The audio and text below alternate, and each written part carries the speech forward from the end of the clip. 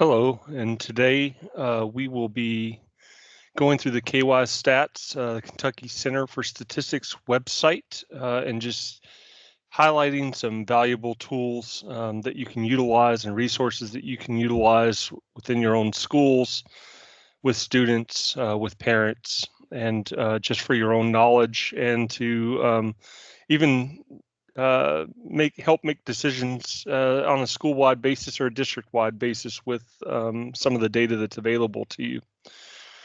So I'm going to go ahead and share my screen.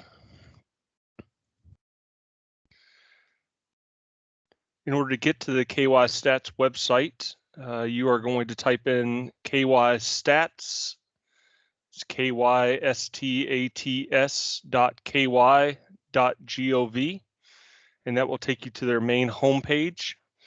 On this main homepage, there's lots of links right off the bat. I'm going to go to very specific links and tell you what those are and highlight some really good resources, but there's no way in this amount of time that I can take you through everything on their website. So please feel free to explore, and there's so much valuable information out there.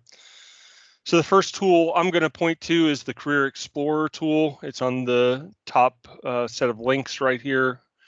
This is a tool that was developed by KYSTATS along with KDE to help connect students and people to occupations and real-time or real job data here in Kentucky. So this is not national data, this is Kentucky data.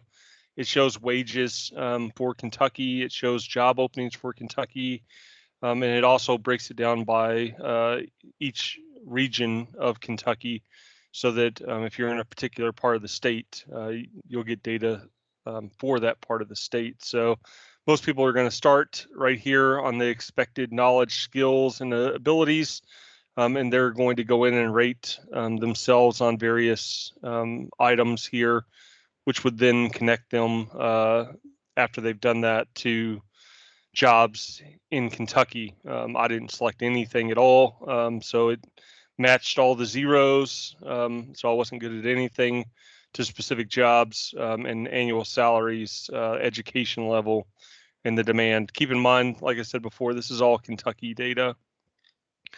You can also, if you know the exact job you're looking for, you can just go directly into that as opposed to searching or rating yourself and getting matched to a job. If there's a specific major that you're already planning to go into, you can look at jobs associated with that major. And if there's a particular salary that you're interested in, most adults use this version because they've come from a job or they're currently in a job and they're looking for a job with a similar wage as what they're making right now. You can search occupations directly by the salary. So this is a really great tool for working with students and helping connect them to jobs, but not just that, but also within those jobs, it gives a detail on what each one is, the skills that are needed, the schools that offer majors for that job, and et cetera. I mean, it gives a ton of information on that. So this is a really great tool to work with students. So we're going to go back to the KYSTATS' main website now. And we're going to look at the next set of tools, which is the Family Resource Simulator link here right next to Career Explorer. There are two tools here. One is the Family Resource Simulator, which teaches a lot about financial literacy and about the different resources that are available to families and students out there, where the benefit cliffs happen, so where each of those resources fall off and you're no longer eligible for those. So this is really great for teaching students or parents or administrators or anyone about the different resources that are out there, what you can expect to bring home from your job depending on what hourly wage you're making. You can go in and put in how many kids you have. There's just so many different options here. But this is a great tool to use for financial literacy with students, but it's also great for teaching adults about all of the risk and benefits and resources that are out there that they need to be aware of. This other tool is the Basic Needs Budget Calculator. This is a really simple tool that basically shows kids or parents or anyone really, but this is great to use with students to show them how much money they're really going to need to make in order to be able to pay for a place to live, or food, or a car, etc. So, and it's specific to the county, very specific to the county. So I live in Shelby County. I'm a two-parent family, full-time employment. I have 2 kids. I don't have a third. And then it just does a very simple basic needs calculator. What annually you're going to be paying out for rent and utilities, food, etc. And it shows you what you're going to need to make in order to meet the minimum things that you need in life. So be able to pay your debt and car payments and your rent and everything. So this is a really great tool just to help kids understand money and understand what bills they're going to be expected to pay in life. And so this is a great tool to work with kids very early on to help them have a better idea of what real life is like after school. So going out of those 2 tools, I'm now going to go into the reports section under KYSTATS here. And there are so many reports. Don't get overwhelmed by all the different reports. There are reports out here for so many reasons. I'm just going to highlight a few of them for you that I think are really useful tools for school counselors, school administrators, and really just great for anyone working in education. So the first one, first, their most popular ones, and sometimes their newest ones, are always up here at the very top. So these are some of the ones that are utilized the most by people in Kentucky. So they've gone ahead and linked directly to those up here at the top. But they have all of these reports all the way down through here that can be utilized. So like I said, it's easy to get overwhelmed by the amount of data that KYSTATS has. They have so much information because they are the authoritative longitudinal data management system for the state of Kentucky. So they get data from K-12, from post-secondary, from employment, from apprenticeship. They get certification information. There's just so much information that they have out there, and what their job is to connect all that together to tell an unbiased story of what the data says about the state of Kentucky in various parts of education and employment that we need to know about. So I'm going to start with the Kentucky Future Skills Report. This is a great report to use with students and parents to help them better understand Kentucky's in-demand jobs. So I'm going to skip part of this because I really find that the Future Demand tab is the one that is utilized most by our high schools and middle schools. So when I go to this tab, what it does is it breaks down how many job openings we have projected over the next 5 years. You can look at specific occupational groups, specific occupations, or all occupations, and it shows the median wages for each region of the state. Down here, you can select a specific area of the state. So we'll select Lincoln Trail area as an example. And you can select a specific educational metric that you want to look at. So, we can go with skill level, we can go with growth data, we can go with how much work experience is required, or on the job training. But I'm going to leave it right here at educational skill for right now. The size of these dots tells you how fast growing the job is, or if the job is declining. So these little dots, like human resource specialist, the jobs are actually projected to decline over the next 5 years. Whereas, things like assemblers, retail, personal care aides are expected to grow a lot in the Lincoln Trail area over the next 5 years. You can specifically search for a job that you're looking for, or you can search on just a specific section of this by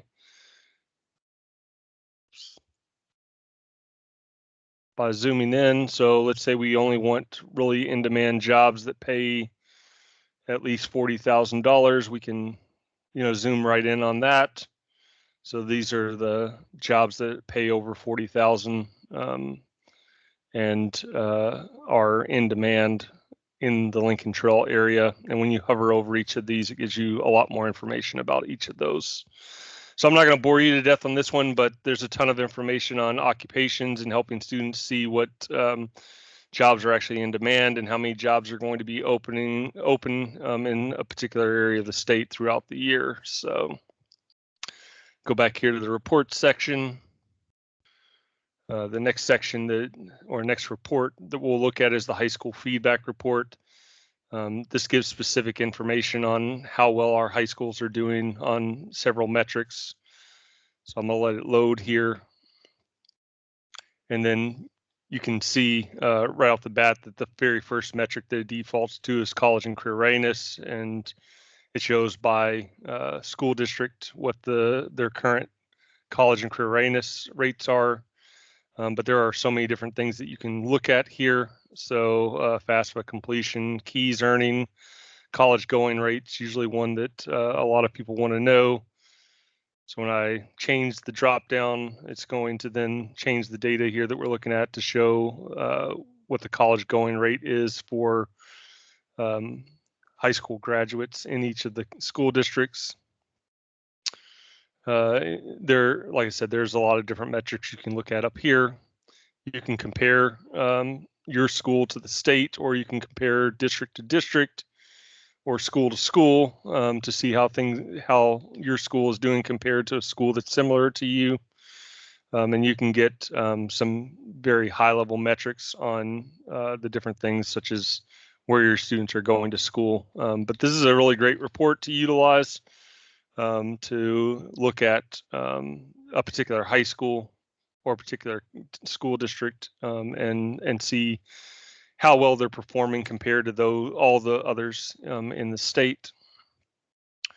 Go back to reports here. The next one's the CTE feedback report. It's very similar to the high school feedback report, except it's all about career and technical education programs and how those are performing across the state. One thing that I'll point out really fast is usually CTE students are considered to not go to college as often as other students. So this is right now showing all of our CTE completers, and they go to college at 54.2% rate. If you go down here to non-CTE students, you'll see that the college going rate is actually lower for non-CTE students than it is for our CTE pathway completers.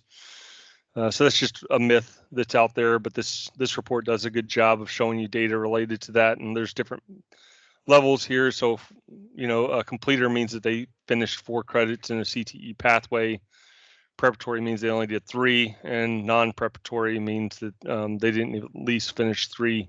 So that could be 0 to 2 or 2.5.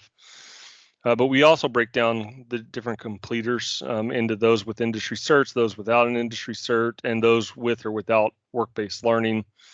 I find that to be really helpful when looking at students who go directly into the workplace. If you look at students going directly into the workplace 5 years out, oops, let me select older data so we can actually get 5 years of data. This thing can't predict the future, but so going back to the 13-14, these are kids that graduated in 2013 or 2014, so 2 cohorts of students. Employment percentage is 5 years out, and it just shows of those different categories that I showed you above what the employment percentages are and what the wage earnings are. So if I hover over this, it's this is a Lincoln Trail area. These are completers with work-based learning. They have the highest employment percentage and the highest median wages. I can actually hover over a lot of these completers with work-based learning because they're typically, in almost every circumstance, the ones that are employed at the highest rate and are making the most money out of going directly into the workplace. So this just shows different statistics by the different areas of the state. You can click on a specific area and see if the student was only preparatory, what their employment percentages are by each area of the state versus those with work-based learning versus those that were not in CTE pathways, or at least preparatory in a pathway. So you can see very clearly with the dots that show up here that kids who go directly in the workplace after high school that don't go through CTE are usually employed at a lower rate and making lower wages, especially as compared to our completers with work-based learning. So that's another report from KYSTATS. It's all about career and technical education. There's a new report. It's all about college. It's called the Kentucky Students' Right to Know. And this is a really good one because it tells students specific information about how successful kids have been in each of the majors that they've gone into at each of the schools. So I'll do just a very quick comparison for you here, or a very quick run through this. So the Kentucky Students' Right to Know.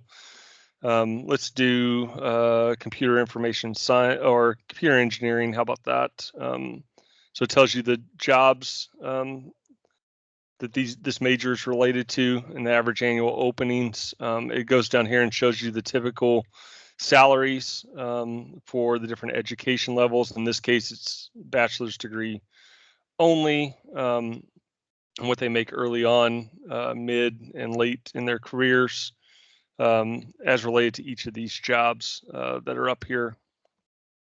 And then it shows you the schools that offer programs that lead to this computer engineering major. So I can click on the University of Kentucky here, and it'll then go specifically into data about the average length of time it takes to complete this bachelor's degree at the University of Kentucky, percent of kids that actually get employed after earning that bachelor's degree here in Kentucky, and what the wages are typically for those students that earn that bachelor's degree that are employed here in Kentucky. It tells you how many have actually earned it, at least in the 2016 year. And then it gives you information on the school itself and the cost of education, and what kind of loans that students are taking out, et cetera, on this. So this is very specific to the University of Kentucky. Like I said, this was looking at that computer engineering degree.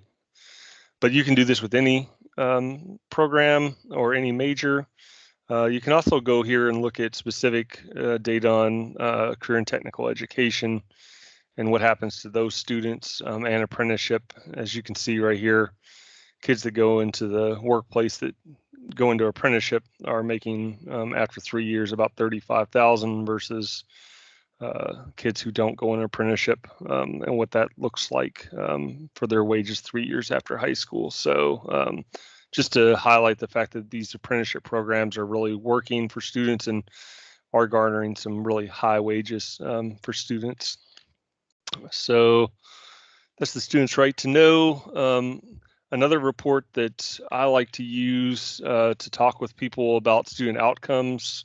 So I'll just type in outcomes here, search their site to narrow down the list of reports that are out here to look at. It's still a lot of reports, folks. So I'm looking specifically for our outcomes right here. Nope, this one. 2019 outcomes for our 2012 high school grads. So the 7 years after graduation, what's happened to our students? What have they done? This is a really great report to show how successful our students are being post high school. So it's color coded, and it uses stick figures here to represent people. Each stick figure is approximately 433 kids, but there's 100 stick figures to make percentages real easy. So you can see just on the color coding here that 75% of our 2012 graduates went to college at some point during those 7 years. Out of that 75%, a little about 48% of students actually earned something.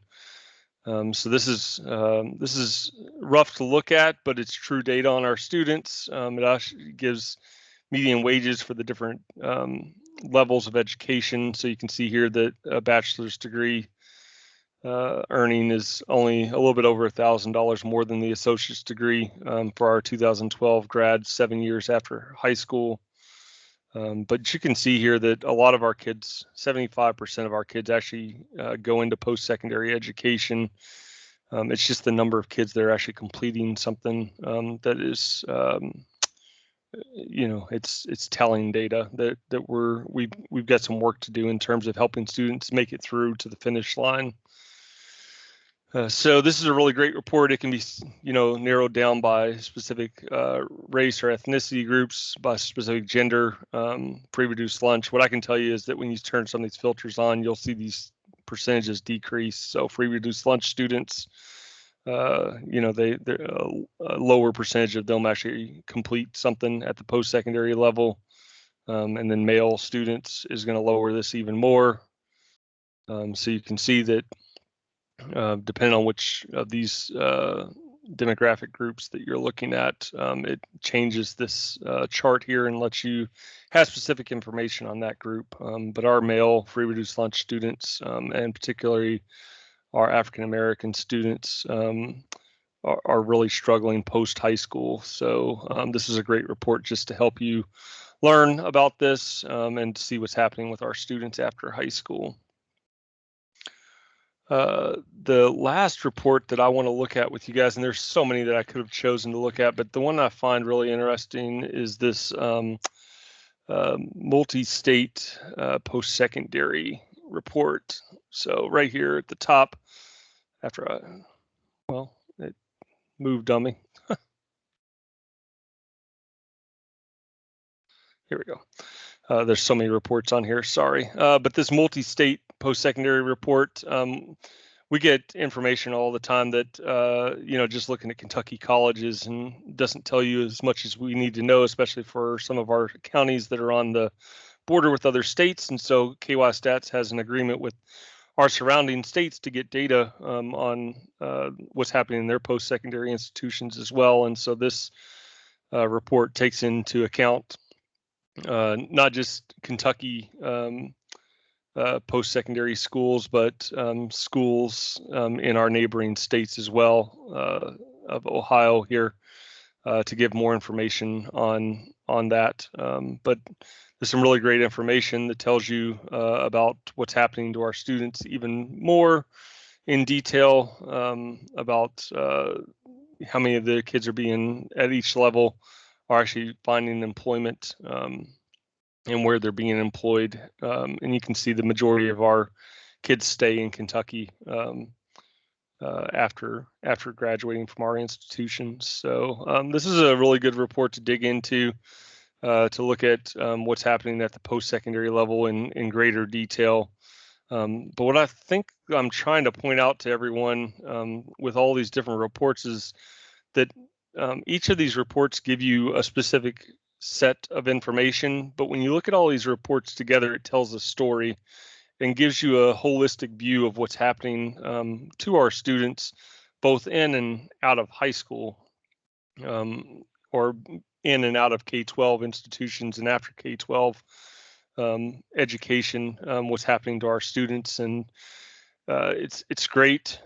In most cases, it goes down to the county level or the district level. It allows you to really look at your own school district to see how things are going, or your own county to see how things are going, and give you more information on your school. But it's also a ton of really good resources to utilize with parents and students, realtors. They're looking to sell houses in your area of the state can get all kinds of information on the school systems to use that as part of their marketing tactics. There's just so many resources on this KYSTATS website that are useful and helpful for everything that you could possibly imagine. Like I said, this is the authoritative source for longitudinal data here in Kentucky, and it has resources for most every purpose. So feel free to explore. You could get in here and get lost for an entire week, I think, but